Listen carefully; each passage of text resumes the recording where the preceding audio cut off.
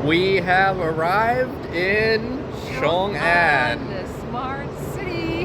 The smart city. That's what we're out here trying to find out. So as you can see, the train, we just got off the train behind me. And we are going to go into the new area, hopefully. So they've been working on it for about 6 years, and it's a millennial project that they have going on. And it's supposed to be completed around 3035. So they're 6 years into it. So they're definitely building this out. It's a massive train station. But there's not really anybody here right now, which is interesting. Whoa, it's massive.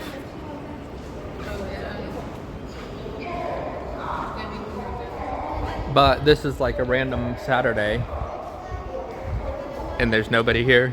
So they're planning for the future, obviously. Because you don't build something this big if you don't think it's going to be important. Oh boy, we might have to ask the information what's going on. Oh, here's the buses. I mean, a picture of the buses, the smart buses. I mean, they're saying this is a whole smart city. It's supposed to have like 5G throughout the entire city. It's supposed to be smart homes. All these posters are talking about this, like smart traffic cameras to track traffic. And like eventually it'll be autonomous cars. And another thing is supposed to be the green city. They're trying to make it a green city. I guess it's supposed to be little police robots and things. And they're supposed to be delivery robots and cleaning robots. That's the whole idea. But I don't know how far along they've gotten. We just got stopped by the police for, well, pictures. They wanted pictures with us. You could see them behind me. I was recording them because I wanted to show you that they were like there. And then as soon as we started to walk towards the exit, they were like, hello. And Yvonne was like, ni hao. Well, they said, and they're like, oh, they can speak Chinese. And then they're like, can we take a picture with you? Which is, again, going back to the previous video that I put out about police in China. So it's hysterical because like that wouldn't happen anywhere else necessarily. But look at this, we're like in a forest, fake forest. Too bad. Wow, where are we? Dead quiet. Somebody's gonna say it's a ghost city. They're gonna comment below. It's a smart ghost city. Look at the cameras up there, tracking us. Oh my goodness, look at this. The quietest train station I've ever been to. Whoa, this is so fascinating in its own way. I mean, this is so new and so built up because they're planning for the future. It's the Xiongan Railroad Station, and look at it. Whoa. I'm glad we came already, just because it's so interesting. We got out of the train station. Yeah, it was only one way out. There was only one way out, as you saw. It was very empty. And now we are on the only bus we could take, it seems, which will take us towards the new area. Yes. But we might not be exactly where we want to be. But it's going to get us much closer, and then we'll get another bus somewhere. Because this one, like most of the people are going to this big lake natural area. Yeah. So We'll probably end up out there too, but not right now. We want to go to the new city first.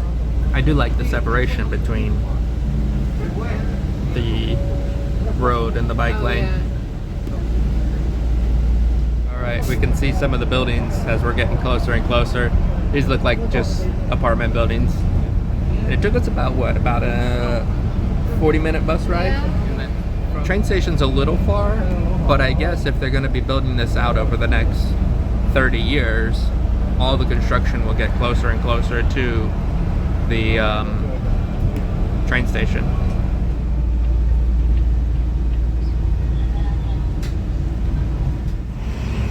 So we just got off the bus, where it's like right behind us there, and then there's a parking lot, and now we're in this little green park.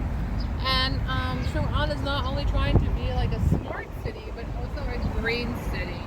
And yeah, we're gonna just keep going. This is all just an adventure and a poorly planned one, so we'll see what we actually end up seeing.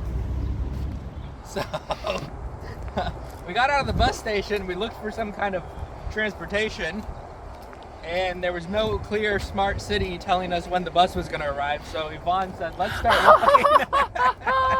I said, it's only 2 kilometers, we can probably walk.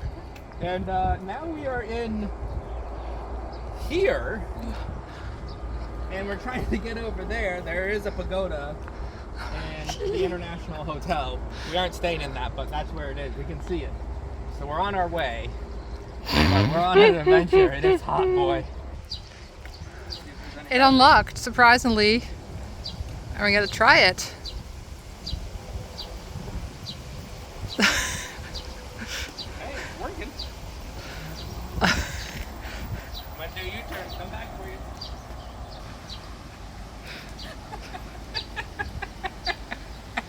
What are we doing? We're on a DD scooter. We found one, 2 of us. Oh my goodness. We're really in the middle of like not the new area. Oh, that's where the new area starts right there. Okay. Actually. That's where the road is. We might want to figure out how to get there. We're just out here in the countryside. This is the new area. We also see a pagoda up ahead, and this road looks highly dangerous. Oh my god. This is the most ridiculous adventure we've had in a long time. Yes. All right. Enough. Oh, there goes Miguel. So this is where we are. New area. Modern. Trying to see the modern side of China. Developmental areas. And where do we end up? In the country. We've scooted on our little bikes. Yvonne got one now too after we made it through the cornfields. And we've made it to the data center. And this is supposed to be like the heart of like the 5G and also like the smart city like hub. It's locked because I can see it from here, so we can't go in. But this is where they're going to maintain all the traffic and all of like the cars, because these cars are supposed to be autonomous and stuff. So this is where all the traffic lights and all the traffic cameras and all the cars are supposed to be like managed, from what I was reading, which is really interesting. And it's a beautiful building. It is. It's a really cool design. And speaking of contrast, we were just in the cornfields, like you said, and now we have a 5G smart city data center. Yeah, I mean the cornfield's literally right behind it. Yeah. So we were biking, as you saw, and then we decided to stop here because it said this was where you could see the city planning center where they designed the city. And then we also saw this that said Citizen Service Center, but we tried to go in and we were immediately told we were not allowed in. I get it, we're not citizens, but the guy was like, you can't, nobody's allowed in, which made us kind of laugh. So we're walking around in this area that has clearly been built up for like government, government and citizen services and like administrative sort of services, but it also feels like it's not really completed. There's nobody out here. I mean, it is the weekend, so if it's a little bit more quiet, then yes, but still. So we've been walking a little bit and we just came across this solar bench, and it has a USB port here for you to charge your phone. If you're sitting here in the afternoon, you can charge your phone. Everywhere you go, you can get Starbucks coffee and McDonald's. New smart city, and who's already here? The Americans. Oh, here's the Citizen Services Center. Part of it, more of it. This looks like it's not really open though. Ooh, can I get a coin? Oh, here's some noodles. All right, there's a couple things open, but as you can see, everywhere we're going is quite empty. It's not quite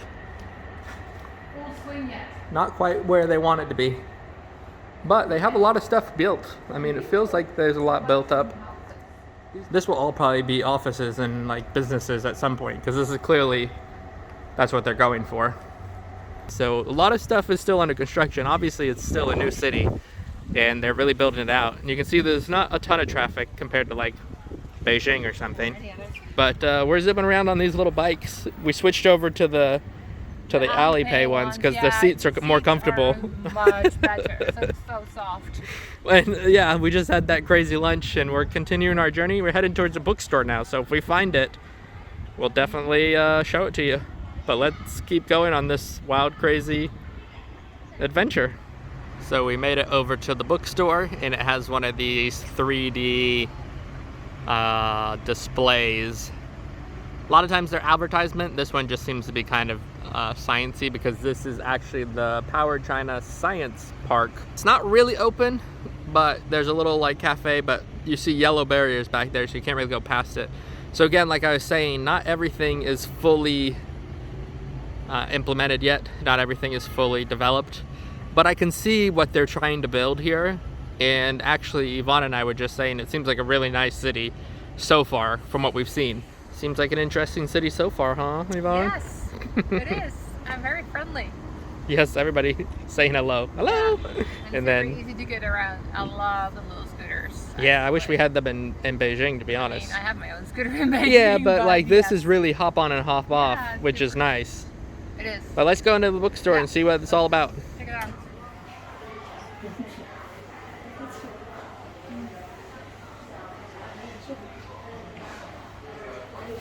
What did that say?